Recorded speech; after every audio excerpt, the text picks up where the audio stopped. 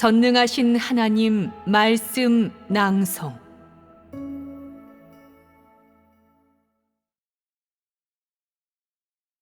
유일무이한 하나님 자신 8.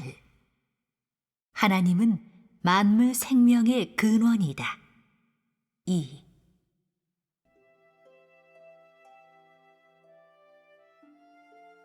지난번에 이어 이번에도 같은 주제로 이야기하는 시간을 갖도록 하겠다. 지난번 주제가 무엇이었는지 생각해 보아라. 하나님은 만물 생명의 근원이다입니다. 하나님은 만물 생명의 근원이다. 이 주제가 너희와 상관없는 먼 이야기라고 생각되었느냐? 아니면 너희에게 얕은 인식이라도 있게 되었느냐? 지난번 주제의 핵심이 무엇이었는지 누가 한번 말해보겠느냐? 하나님이 창조하신 만물을 통해 하나님이 만물과 인류를 양육하신다는 것을 알게 되었습니다. 예전에는 하나님이 하나님의 선민에게 말씀을 공급해 주신다는 것만 생각했지, 만물의 법칙 속에서 인류를 양육하신다는 생각은 하지 못했습니다. 또한 하나님께서 교통하신 진리를 통해서 그제서야 만물의 근원은 하나님이심을 알게 되었습니다. 그리고 만물의 생명은 하나님이 주신 것이고, 하나님이 이 법칙을 관장하고 만물을 양육하고 계신다는 것을 알게 되었고, 하나님이 창조하신 만물에서 하나님의 사랑을 보게 되었습니다. 지난번에는 주로 하나님이 만물을 창조하고 만물에게 규칙과 법칙을 만들어준 것에 대해 다루었다. 만물은 그 규칙과 법칙으로 하나님의 권세 아래에서 하나님의 안중에서 인류와 공생공사하고 공존하게 되었다. 우리가 먼저 이야기했던 것은 무엇이었느냐? 하나님이 만물을 창조하고 하나님의 방식으로 만물의 성장 법칙, 성장 과정, 성장 방식을 정하였으며, 또 만물이 이 땅에서 생존하는 방식을 만들어 상호 의존하고 끊임없이 발전하도록 해왔다는 것에 대해 이야기하였다. 이러한 법칙과 방식이 있기 때문에 만물은 이 땅에서 무사히 생존하고 또 성장하고 있다. 이와 같은 환경이 있었기 때문에 인류는 안락한 삶의 터전과 생존 환경을 갖고 하나님의 인도 속에서 계속해서 발전할 수 있었다. 계속해서 발전할 수 있었다. 지난번에는 하나님이 만물에게 공급하는 기본 개념에 대해 이야기하였다. 하나님은 먼저 그런 방식으로 만물에게 공급하여 만물이 인류를 위해 존재하고 인류를 위해 생존하도록 한 것이다. 다시 말해, 그와 같은 환경은 하나님이 정한 법칙이 있기 때문에 존재한다. 하나님이 법칙을 유지하고 관장하기 때문에 인류는 현재의 생존 환경을 누릴 수 있게 된 것이다. 지난번에 이야기했던 하나님에 대한 인식은 과거에 논했던 하나님에 대한 인식과 큰 차이가 있다. 그 이유는 무엇이냐? 과거에는 하나님이 인류, 즉 하나님의 선민을 구원하고 경영하는 범위 안에서 하나님을 알아가는 것에 대해 이야기하였다. 바로 하나님의 행사, 하나님의 성품, 하나님의 속성, 하나님의 뜻, 하나님이 어떻게 사람에게 진리와 생명을 주는지에 대해 이야기한 것이다. 하지만 지난번에는 주제를 성경과 하나님의 선민에 대한 구원에만 국한시키지 않고 성경과 하나님의 선민들에게 한 3단계 사역을 뛰어넘어 하나님 자신에 대해 이야기하였다. 따라서 이에 대한 이야기를 들을 때 성경과 하나님의 3단계 역사에 국한시켜 하나님을 알아가서는 안 된다. 더 넓은 시각으로 만물 중에서의 하나님의 행사와 하나님의 속성, 하나님이 만물을 주재하고 관리하는 법을 보아야 한다.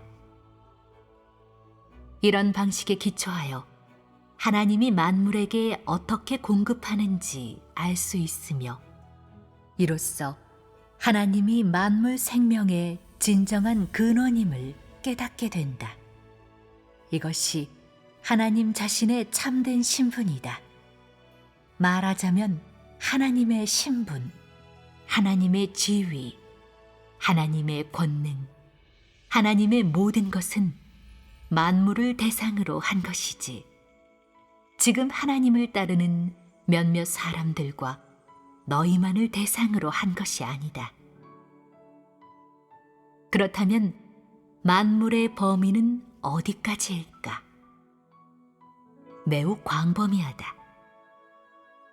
여기서 만물로 하나님이 주재하는 모든 것들의 범위를 묘사하는 것은 너희에게 하나님이 주재하는 것이 너희 육안으로 볼 수 있는 물질 세계뿐만 아니라 사람이 볼 수 없는 물질 세계 이외의 다른 세계를 포함하고 있고, 심지어 현재 인류가 생존하는 세계 밖의 공간과 행성까지도 포함하고 있다는 것을 알려주려는 것이다.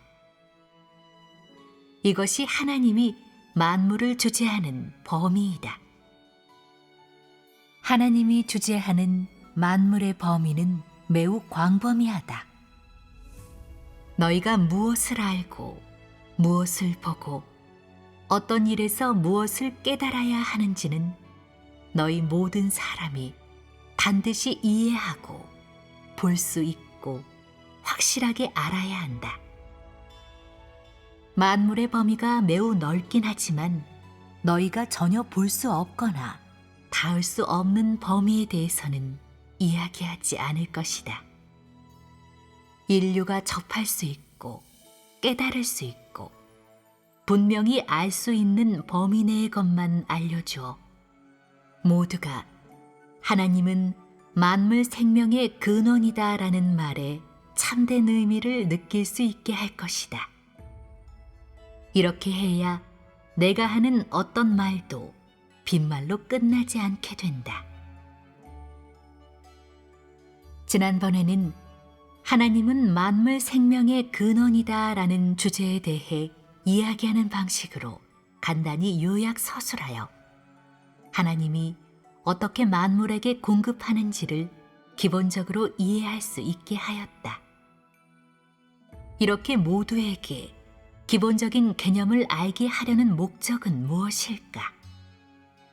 그것은 하나님이 성경과 3단계 역사 이외에도 사람이 볼 수 없고 닿을 수 없는 더 많은 사역을 한다는 것을 알게 하고 하나님 자신이 직접 사역한다는 것을 알게 하기 위함이다.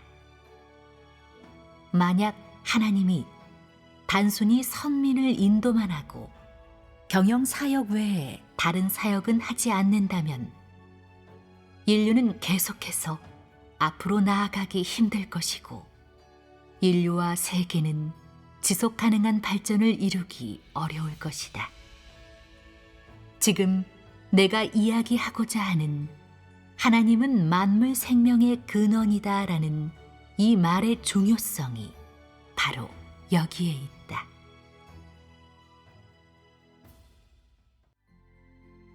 하나님이 인류를 위해 창조한 기본적인 생존 환경.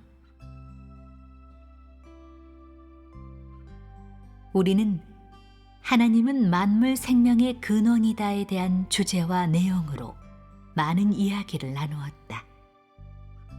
하나님이 너희에게 말씀을 공급하고 형벌과 심판의 사역을 하는 것 외에 인류에게 또 어떤 것을 베풀어 주는지 알고 있느냐?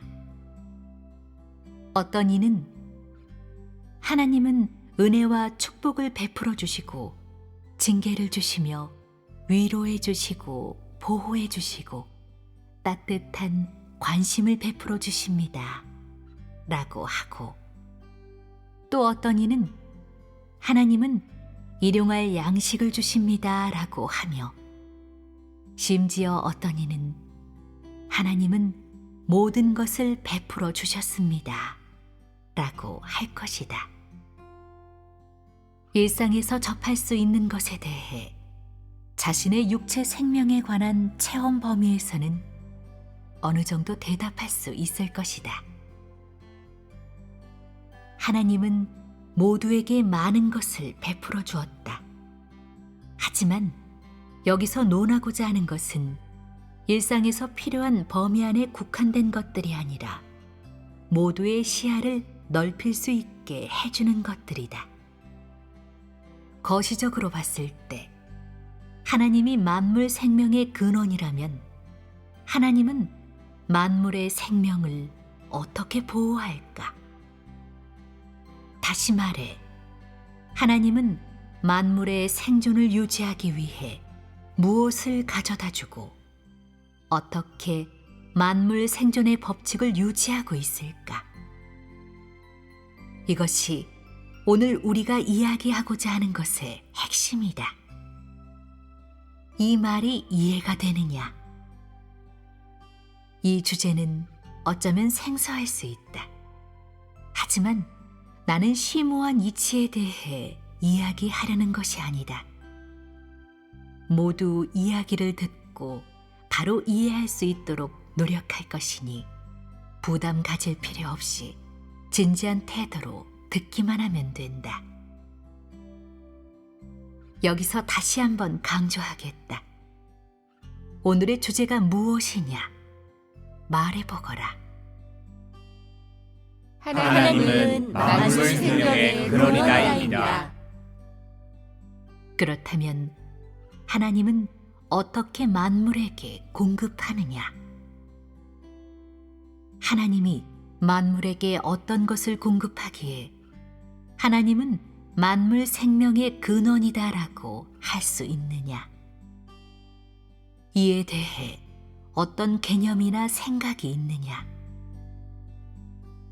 보아하니 이 주제에 대해 아무도 기본적인 생각조차 없는 것 같다.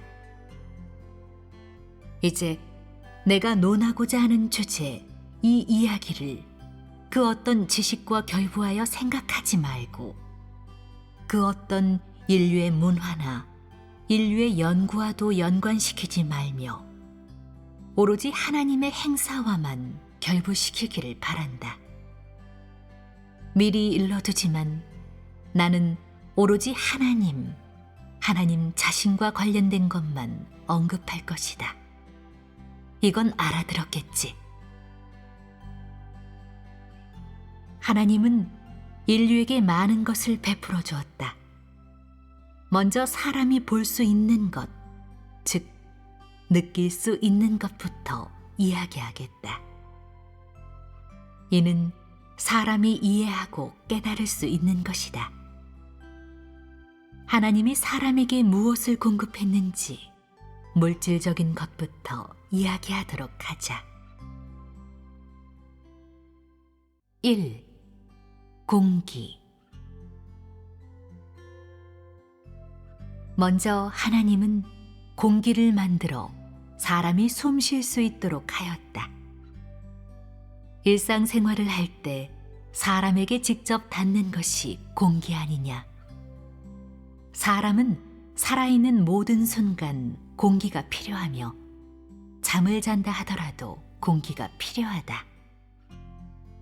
하나님이 만든 공기는 육안으로 보이지 않지만 느낄 수 있고 살아가는데 반드시 필요하기 때문에 인류에게 중요한 의미가 있다. 공기는 하나님이 만물에게 가장 먼저 베풀어 준 것이다. 그럼 공기를 쉽게 만들었을까? 하나님은 공기를 만든 후 공기의 밀도에 대해 고려하지 않았을까? 공기의 함유량에 대해 고려하지 않았을까?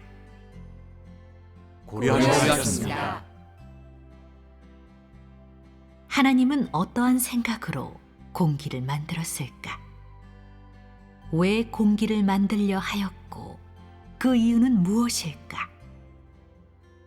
사람은 공기가 필요했고 숨을 쉬어야 했기 때문이다. 우선 공기의 밀도는 사람의 폐에 적합해야 한다. 공기의 밀도에 대해 아는 이가 있느냐? 사람이 이에 대해 알 필요는 없다.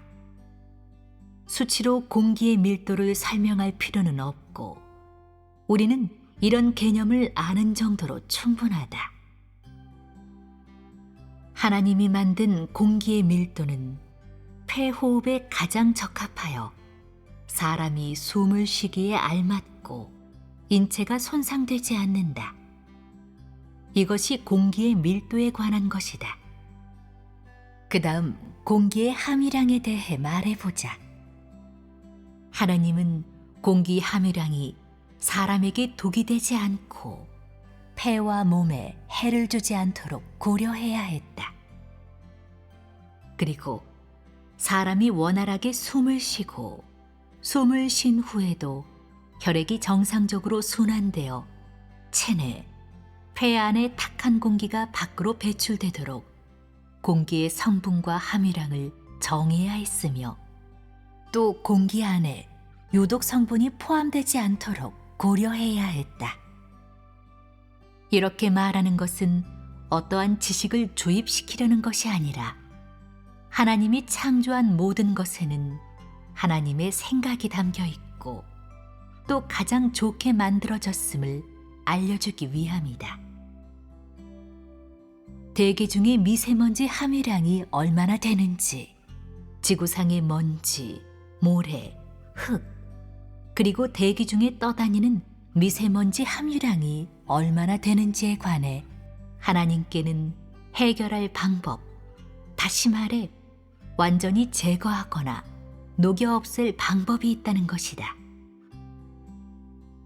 대기 중에 먼지가 어느 정도 있다 하더라도 그것이 사람의 호흡이나 인체에 해를 입히지 않고 먼지의 입자 크기도 인체에 손상을 주지 않도록 설계하였다.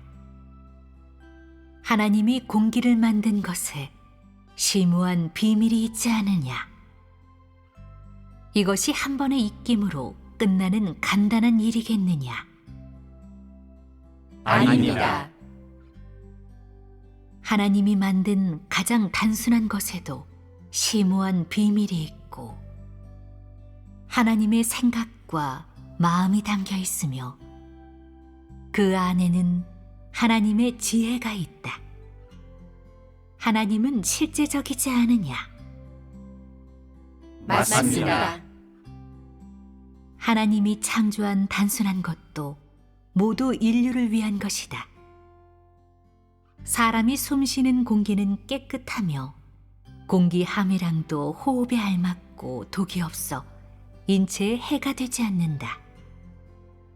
희박한 공기 또한 인류가 숨쉬기에 적합하며 공기를 들이마신 후 다시 내쉬는 것은 신체와 육체에 반드시 필요하다. 따라서 사람은 공기 속에서 자유롭게 호흡할 수 있으며 어떠한 방해나 근심 걱정 없이 정상적으로 숨 쉴 수 있다. 이것이 하나님이 태초에 만든 인류가 숨을 쉬기 위해 반드시 필요한 것, 바로 공기이다. 2.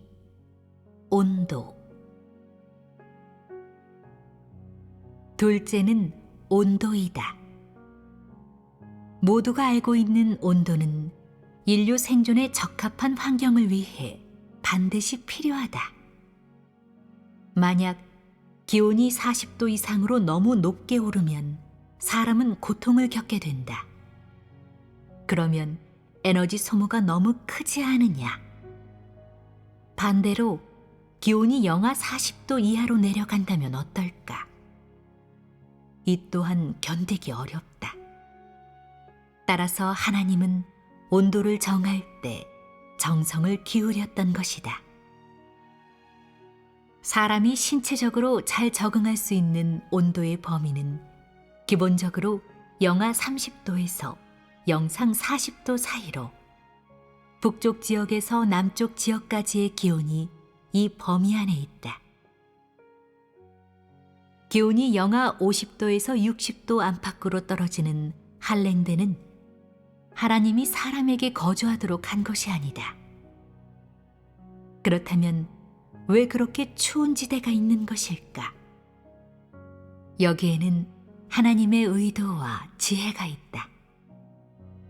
사람이 지나치게 더운 곳과 추운 곳에 가지 못하도록 하여 그런 지역을 보호하려는 것이었다. 그런 곳은 사람이 거주하도록 준비된 곳이 아니고 사람을 위해 예비한 곳도 아니다. 그렇다면 왜 그러한 장소가 지구상에 존재할까? 인류가 거주하지 못하고 생활하지 못하도록 한 곳을 왜 만든 것일까? 여기에 바로 하나님의 지혜가 있다. 다시 말해, 하나님이 인류가 생존하는 환경의 기본 온도를 합리적으로 조절한 여기에도 법칙이 있다는 것이다. 하나님은 그 온도를 유지하고 제어할 수 있도록 무언가를 창조하였다. 그렇다면 그것이 무엇일까? 먼저 태양으로 사람을 따뜻하게 하였다. 하지만 너무 뜨거우면 사람이 견딜 수 있겠느냐? 태양에 감히 접근할 수 있는 사람이 있느냐? 지구상에 태양에 가까이 갈 수 있는 기계가 있느냐? 없습니다. 왜 태양에 가까이 갈 수 없는 것일까? 너무 뜨거워 녹아버리기 때문이다. 태양과 인류의 거리는 하나님의 판단에 따른 것으로, 여기에는 하나님의 기준이 있고 여기에서도 하나님은 필요한 일을 했다. 다음으로 지구의 남극과 북극은 무엇으로 이루어져 있느냐? 빙하이다. 빙하가 있는 곳에 인류가 거주할 수 있느냐? 빙하는 인류가 살기에 적합하냐? 적합하지 않습니다. 적합하지 않기 때문에 그곳에 가지 말라는 것이다. 남극과 북극에 가지 말아야 빙하가 존재할 수 있고 제 기능을 발휘하여 온도를 제어할 수 있다. 이해가 되었느냐? 만약 남극과 북극이 없는 상태에서 태양이 계속해서 지구를 비춘다면 사람은 더위 때문에 죽게 될 것이다. 그렇다면 인류 생존에 적합한 온도 조절을 위해 하나님은 단지 이 두 방법만 사용했을까? 그렇지 않다. 이외에도 초원의 풀, 숲속의 나무, 식물 등 여러 생명체를 두었다. 이들은 태양열을 흡수하고 태양의 열 에너지를 적절하게 제거하여 인류가 생존할 수 있도록 온도를 조절한다. 다음으로는 하천, 호수와 같은 물을 활용하는 것이다. 강, 호수의 면적은 사람이 결정할 수 있는 것이 아니다. 지구의 물의 양, 물이 흐르는 방향, 그리고 물의 속도를 통제할 수 있는 사람은 없다. 오직 하나님만이 알고 있다. 지하수와 지상에 있는 하천, 호수 등의 물로 인류가 생존할 수 있는 환경의 온도를 조절할 수 있다. 그 밖에 고산지대, 평원, 협곡, 습지와 같은 다양한 지형도 있다. 어떤 지형이든 면적과 규모에 상관없이 온도 조절이 가능하다. 예를 들어 둘레가 100km인 산이 있다면 그 크기만큼 온도 조절이 가능하다. 하나님이 지구에 그런 산맥과 협곡을 얼마나 많이 만들었든 여기에도 하나님의 생각이 담겨 있다. 다시 말해, 하나님이 창조한 모든 것에는 각각 탄생의 이유가 있고 하나님의 지혜와 하나님의 계획이 담겨 있다. 예를 들어 삼림과 식생의 면적과 생장 범위를 결정하거나 통제할 수 있는 사람은 없다. 삼림과 식생이 얼마나 많은 수분과 태양열을 흡수하는지 통제할 수 있는 사람도 없다. 이 모두는 하나님이 만물을 창조할 때 계획한 것이다. 하나님이 모든 면에서 심혈을 기울여 고려하며 계획하고 배치했기에 사람은 온도가 적절한 환경에서 살 수 있는 것이다. 사람이 육안으로 볼 수 있는 모든 것, 예를 들어 태양, 흔히 들을 수 있는 남극과 북극, 지상, 지하, 수중 생물들, 삼림 식생의 면적, 수원과 여러 가지 물, 해수와 담수의 양, 그리고 다양한 지리적 환경에 이르기까지 하나님은 이 모든 것을 통해 한치의 오차도 없이 인류 생존에 필요한 정상 온도를 유지하고 있다. 이러한 하나님의 배려로 사람은 적합한 온도가 있는 환경에서 생활할 수 있게 되었다. 너무 추워도 너무 더워도 안 된다. 몸이 견디기 힘들 정도로 뜨거운 지역은 분명히 하나님이 예비한 곳이 아니다. 그리고 너무 춥거나 기온이 심하게 낮은 지역에 가게 되면 몇 분도 채 안 돼 입이 얼어 말을 할 수 없고 뇌가 경직되어 생각할 수 없으며 바로 질식할 수도 있다. 따라서 이 또한 하나님이 예비한 곳이 아니다. 인류가 연구를 하려 하든 혁신을 이루려 하든 돌파구를 찾으려 하든 상관없다. 사람은 어떤 생각을 하든 육체가 적응 가능한 범위에서 벗어날 수 없고 하나님이 창조한 범위에서 벗어날 수 없다. 사람은 하나님이 창조했기 때문에 육체가 어떤 온도에서 적응할 수 있는지는 하나님이 제일 잘 알고 있다. 그렇다면 사람 스스로는 알고 있느냐? 모릅니다. 왜 사람이 모른다고 말하느냐? 어떤 어리석은 짓들을 저질렀느냐? 많은 이들이 항상 남극과 북극 정복에 도전하고 싶어 하지 않느냐? 그곳의 땅을 점령하고 하루빨리 터를 잡으려고 하는데 이는 자해가 아니냐? 남극과 북극을 철저히 연구한 후에 그 온도에 적응하여 거기에서 살 수 있고 남극과 북극의 생활 환경과 상태를 개선한다 한들 그것이 인류에게 득이 되겠느냐?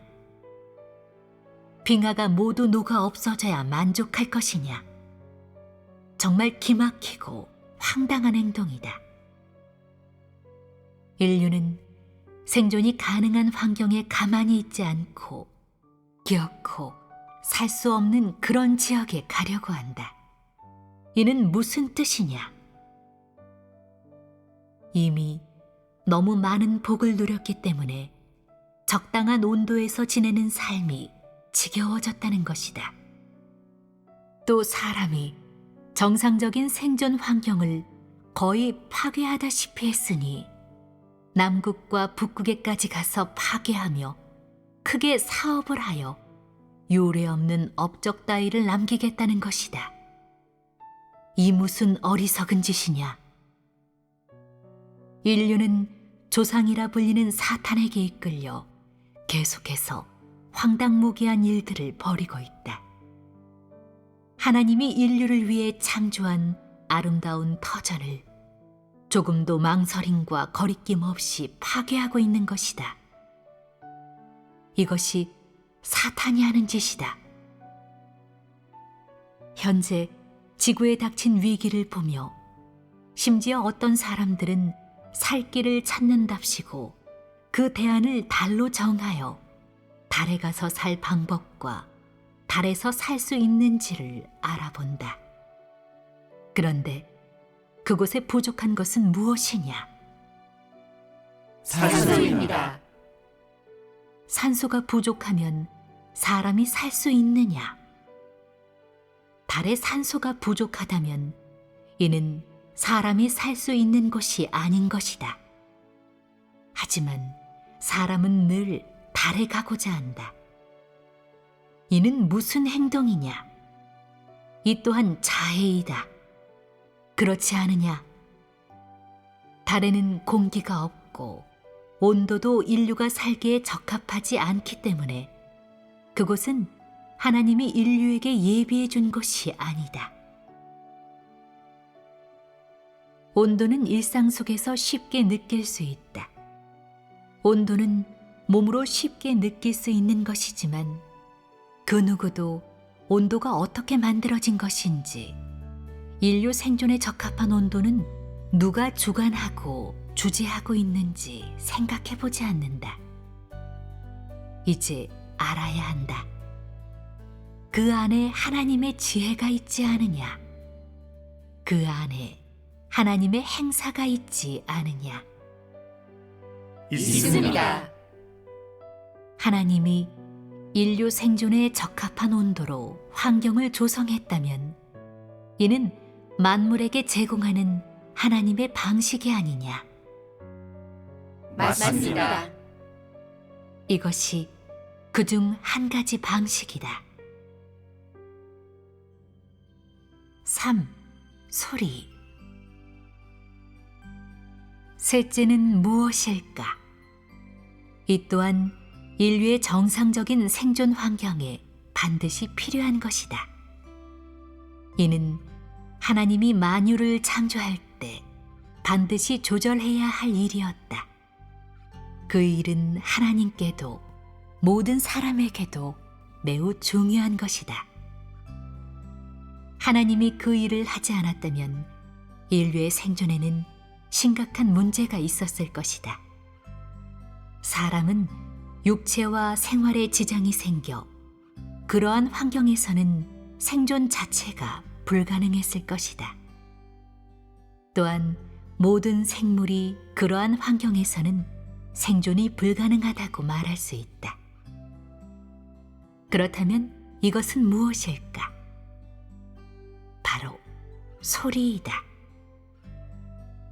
하나님은 만유를 창조하였고 만유는 하나님의 손 안에서 살아가며 만물은 하나님의 안중에서 움직이고 살아가고 있다. 하나님이 창조한 만물은 각자 생존 가치가 있고 존재 의미가 있다. 다시 말해 존재할 필요성이 있다는 것이다. 하나님의 안중에는 모든 것이 살아있는 것이기에 자연스럽게 소리를 내게 된다. 예를 들어 지구는 끊임없이 회전하고 태양도 달도 끊임없이 회전하며 만물은 살아 움직임과 동시에 계속해서 소리를 낸다.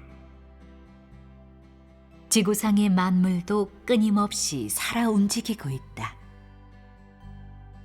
예를 들어 산의 밑부분은 활동하고 있고 심해의 생물들도 헤엄쳐 다닌다. 이러한 생물들, 하나님 안중의 만물들은 끊임없이 정상적으로 규칙적으로 움직이고 있다. 그렇다면 보이지 않는 이면에서 발생하고 움직이는 이러한 것들로 인해 무엇이 생길까? 바로 강한 소리이다. 지구 밖 행성들도 계속해서 회전하고 여러 행성의 생명체도 끊임없이 살아 움직이고 있다. 따라서 생명이 있든 없든 모두가 하나님의 안중에서 계속 앞으로 움직이면서 소리를 낸다. 하나님은 그 소리를 조절하였다. 그 까닭은 무엇일까? 너희는 당연히 알고 있겠지. 비행기에 가까이 갔을 때 들리는 엔진 소리는 사람에게 어떤 영향을 미치느냐?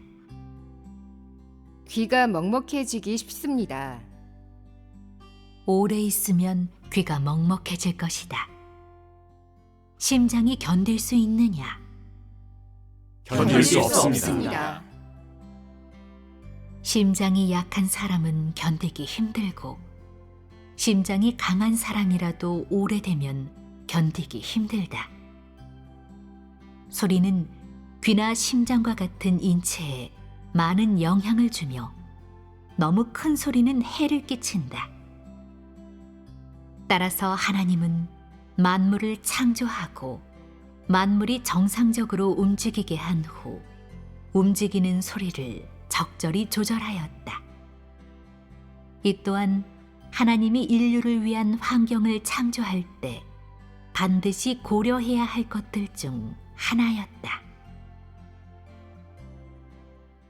첫째, 지구의 지면과 대기층의 거리에 따라 소리에 영향을 줄 수 있다. 둘째, 땅이 갈라진 틈새의 크기가 소리에 영향을 줄 수 있다. 셋째, 지리적 환경이 어우러져 소리에 영향을 줄 수 있다.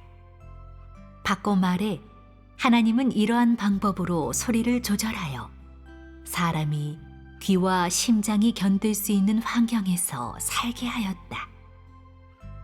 그렇지 않으면 인류는 소리로 인해 생존에 커다란 지장을 받게 되고 삶에 큰 불편을 겪게 된다. 그것은 인류에게 곤란한 문제가 아닐 수 없다.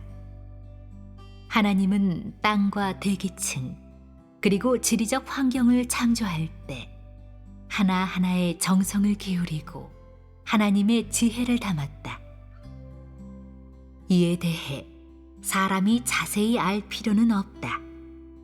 그저 거기에 하나님의 행사가 있다는 것을 알면 된다. 그럼 너희들이 말해보아라. 소리를 조절하기 위해 행한 하나님의 이러한 일들이 필요치 않으냐? 너희는 하나님이 행한 일의 필요성을 느끼지 못했느냐? 하나님이 행한 일, 즉 소리를 정교하게 조절하여 인류의 생존 환경을 유지시키고 인류가 정상적인 생활을 할 수 있도록 한 일이 필요하지 않으냐? 필요합니다. 필요하다면 하나님은 이런 방식을 통해 만물에게 제공해 준다고 말할 수 있지 않으냐? 하나님은 사람에게 안정된 환경을 창조하고 제공하여 그런 환경에서 생활하고 그 어떤 방해도 없이 정상적으로 살아갈 수 있도록 하였다. 이것은 하나님이 인류에게 제공하는 방식 중 하나가 아니냐? 하나님이 행한 일이 중요하지 않으냐? 중요합니다. 매우 필요하다. 그렇다면 너희는 어떻게 이해하느냐? 비록 이것이 하나님의 행사라는 것을 느끼지 못하고 하나님이 그때 어떻게 일했는지는 모르지만 그 필요성은 느낄 수 있지 않으냐?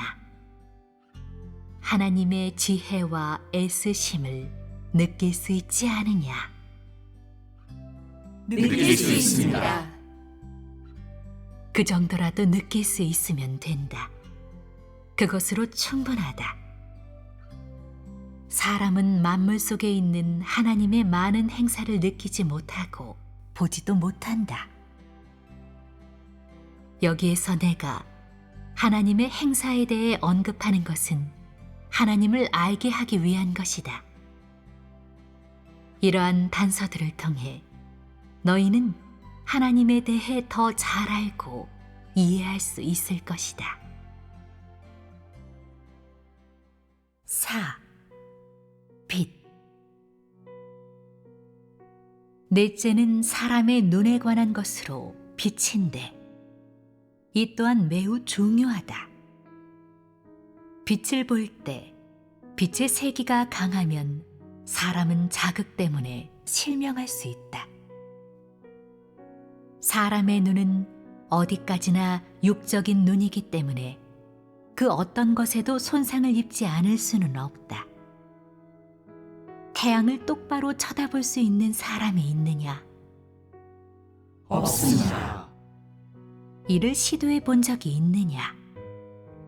시도해 본 사람도 있을 것이다. 선글라스를 끼고 쳐다본다면 가능은 하다. 그렇지? 이렇게 도구를 이용해야 하는 것이다. 도구 없이 사람은 태양을 정면으로 쳐다보기 힘들다. 사람에게는 그런 능력이 없다. 하나님은 태양을 창조하여 사람에게 빛을 주었는데 이 빛에도 하나님의 손길이 닿아 있다. 하나님은 태양을 만든 후 상관치 않은 것이 아니다. 하나님은 사람의 눈이 견디든 견디지 못하든 상관없다는 생각으로 일하지 않으며 세부적인 부분까지 신경 쓰고 전반적으로 생각한다. 하나님은 사람에게 눈을 만들어 주어 볼 수 있도록 하였고 사물을 볼 수 있는 빛의 범위도 예비해 주었다. 너무 어두워서 손을 내밀어도 볼 수 없을 정도면 사람의 눈은 제 기능을 잃어 쓸모없게 된다. 또 너무 밝은 곳에서도 사물을 볼 수 없기에 쓸모없게 된다. 따라서 하나님은 사람의 생존 환경에 사람의 눈에 적합한 빛을 제공하였고 이 빛으로 사람은 눈이 손상되지 않고 실명은 더욱이 불가능하다. 그러므로 하나님은 태양과 지구 주변에 구름을 추가하였고 공기의 밀도로 눈이나 피부를 자극하는 빛을 여과할 수 있도록 하였는데 이 둘은 서로 대응된다. 또한 하나님이 만든 대지의 색깔이 태양빛과 각종 빛을 반사시키기 때문에 눈이 적응하기 힘든 빛의 밝기 문제를 해결할 수 있었다. 그래서 사람은 외출할 때 선글라스를 낄 필요가 없다. 일반적으로 사람의 눈은 빛의 방해 없이 시야 안에 있는 사물을 볼 수 있다. 따라서 빛은 너무 밝아도 너무 어두워도 안 된다. 너무 어두우면 눈이 손상되어 얼마 지나지 않아 실명하게 되고 너무 밝으면 눈에 자극이 심해 3, 40년 혹은 50년 뒤에는 눈을 쓸 수 없게 된다. 따라서 빛의 밝기는 사람의 눈이 적응할 수 있는 정도여야 한다. 또 하나님은 빛이 사람의 눈에 줄 수 있는 자극을 다양한 방식으로 최소화하였다. 빛이 눈에 좋든 해롭든 하나님은 사람이 죽기 전까지 건강한 눈을 유지할 수 있도록 하였다. 하나님의 깊은 배려가 느껴지지 않느냐? 하지만 사탄 마귀는 어떠하냐? 사탄 마귀는 사람에게 어떤 해가 있는지 전혀 고려하지 않고 빛을 너무 밝게 하거나 너무 어둡게 한다. 사탄은 이런 식으로 일을 하는 것이다. 하나님이 행한 일들, 다시 말해 시각, 청각, 미각, 후각, 촉각 등의 사람의 신체와 관련된 일들은 모두 사람이 생존에 최대한 적응하여 정상적인 삶을 살 수 있도록 고려한 것이다. 하나님이 창조한 이러한 생존 환경은 인류에게 가장 적합하고 유익한 환경이다.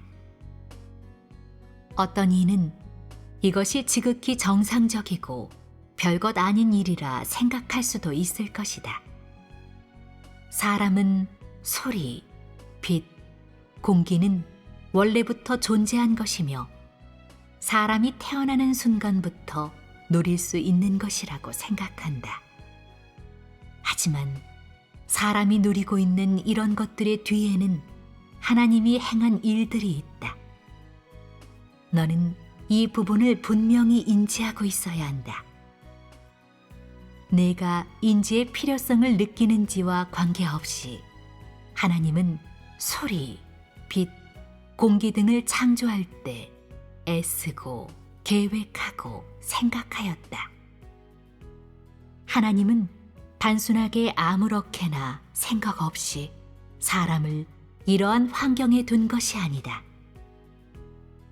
너희는 나의 말이 과장된 것이라고 생각할 수도 있겠지만 하나님이 사람에게 제공해준 모든 것은 인류 생존에 반드시 필요한 것이다. 거기에는 하나님의 행사가 있다. 5. 기류. 5번째는 무엇일까?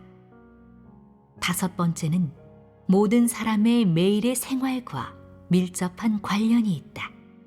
그것도 아주 관련이 크다.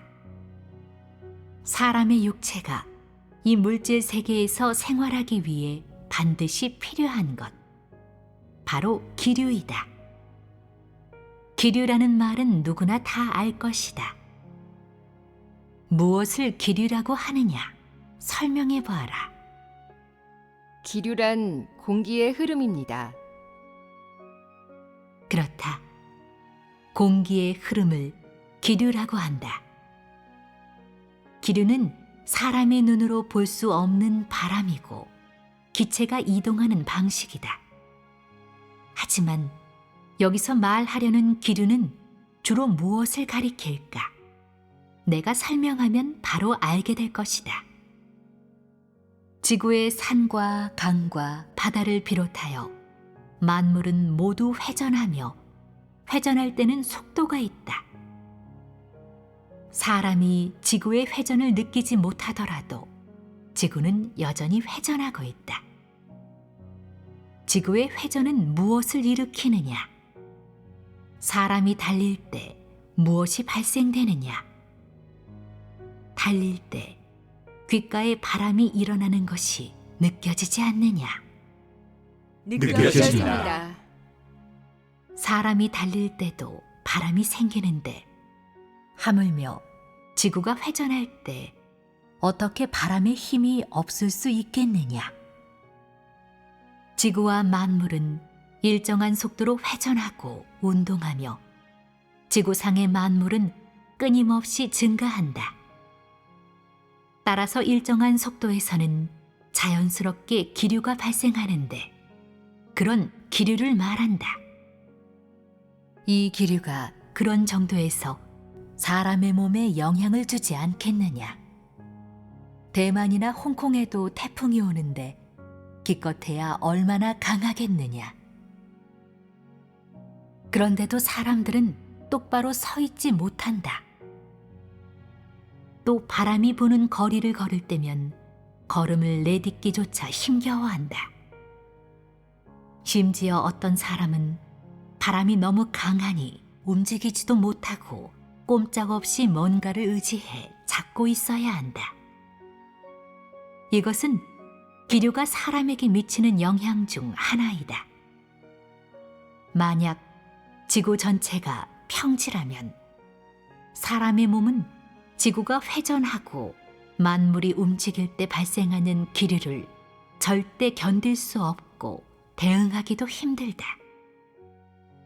그런 상태에서 기류는 사람에게 해를 끼칠 뿐만 아니라 사람이 생존할 수 없는 환경, 즉 파멸을 초래할 것이다.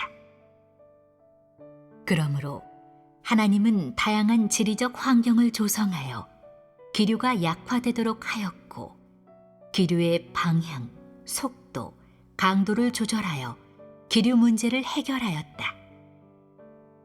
따라서 사람은 산천, 산맥, 평원, 구릉, 분지, 협곡, 고원, 하천 등의 다양한 지리적 환경을 볼 수 있게 된 것이다.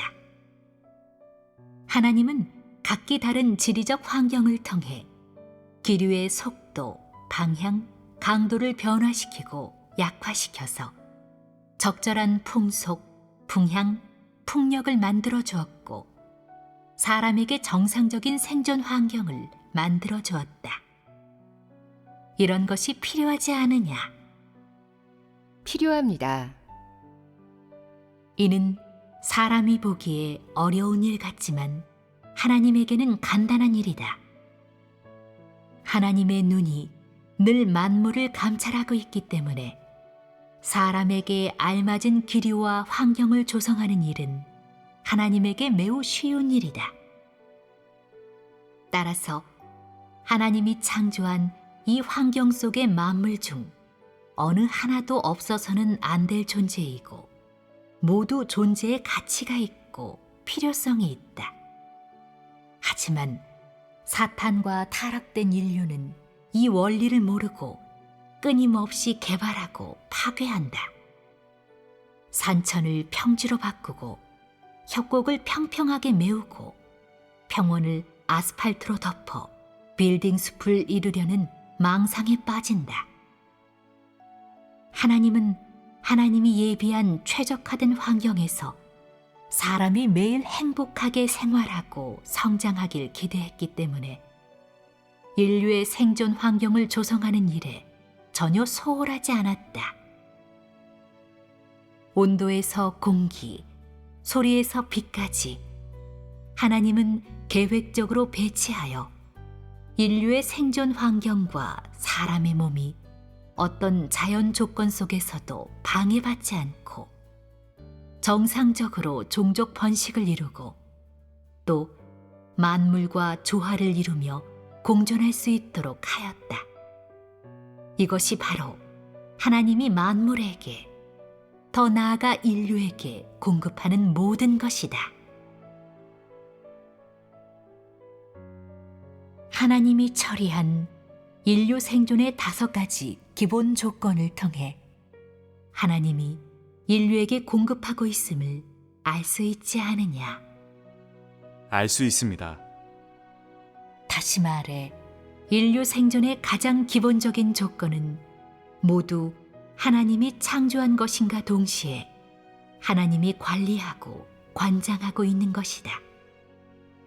또한 인류 탄생 후 몇천 년이 지난 지금도 하나님은 계속해서 사람의 생존 환경을 바꾸어 사람에게 가장 좋은 것, 생존에 가장 적합한 환경을 제공하고 있다.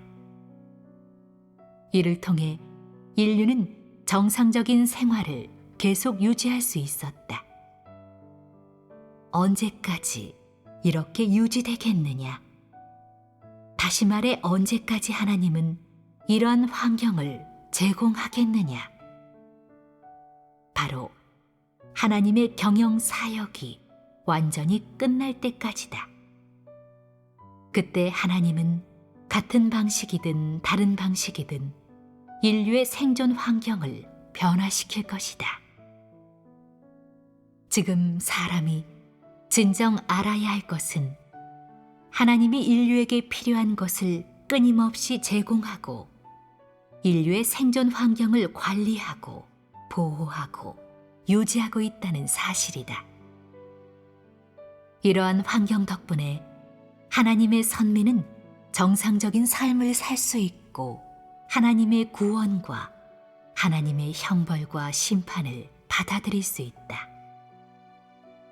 만물도 하나님의 주재 덕분에 계속해서 생존하고 인류 전체도 이와 같은 공급 덕분에 발전을 거듭하고 있다. 방금 이야기를 들으며 새롭게 느낀 점이 있느냐? 이제는 하나님과 인류의 가장 큰 차이점이 무엇인지 알겠느냐?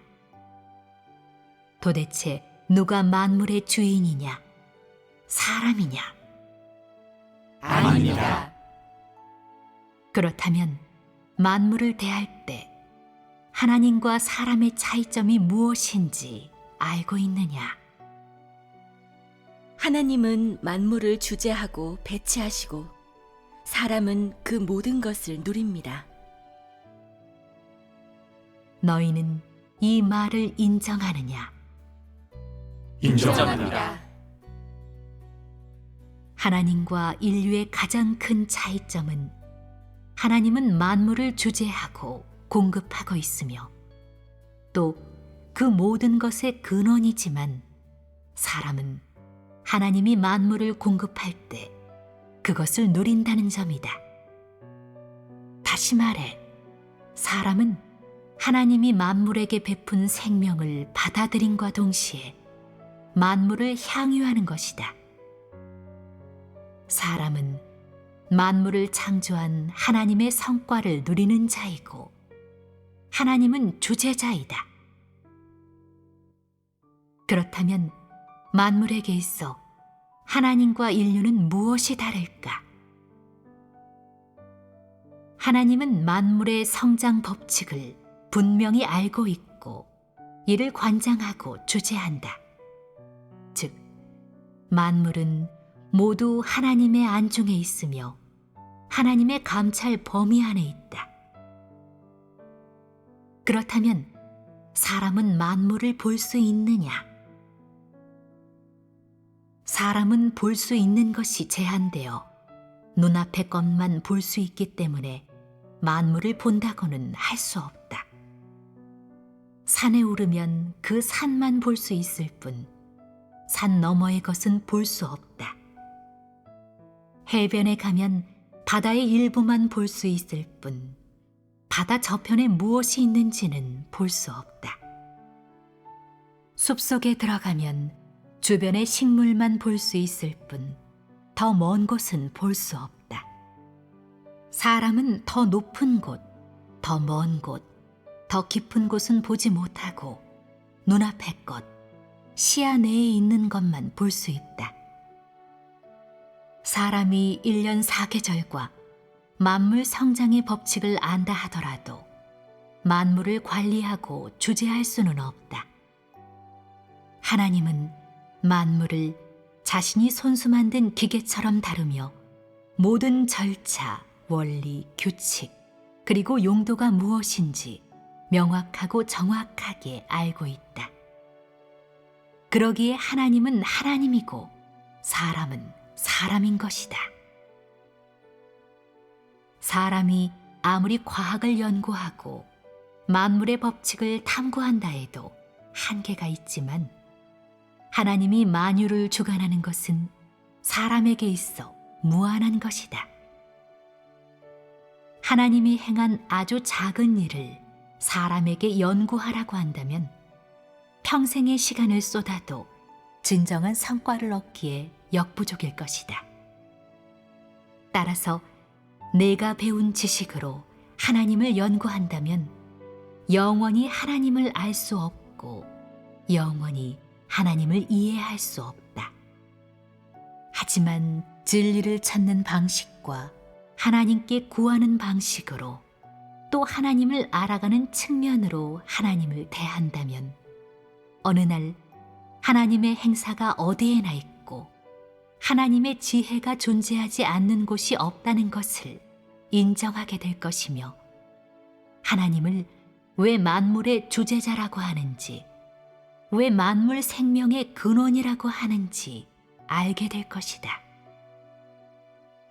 이렇게 인식할수록 하나님을 만물의 주재자라고 칭하는 이유를 알게 되고 너를 포함한 만물 모두가 끊임없이 하나님의 공급을 받고 있다는 사실도 알게 될 것이다. 또 하나님을 제외하고는 이 세상 그 누구도 만물의 생존을 주재하고 관리하고 보호할 수 있는 능력과 그 본질이 없다는 것을 확실히 알게 될 것이다. 이러한 인식이 생겼을 때 너는 하나님이 곧 너의 하나님임을 인정하게 될 것이다. 이러한 경지에 이르렀을 때 너는 진정으로 하나님을 받아들여 너의 하나님이 되게 하고 너의 주제자가 되게 할 것이다. 그런 인식이 생기고 생명이 그런 경지에 이르면 하나님은 두 번 다시 너에게 시련을 주거나 심판하지 않을 것이며 어떤 요구도 하지 않을 것이다.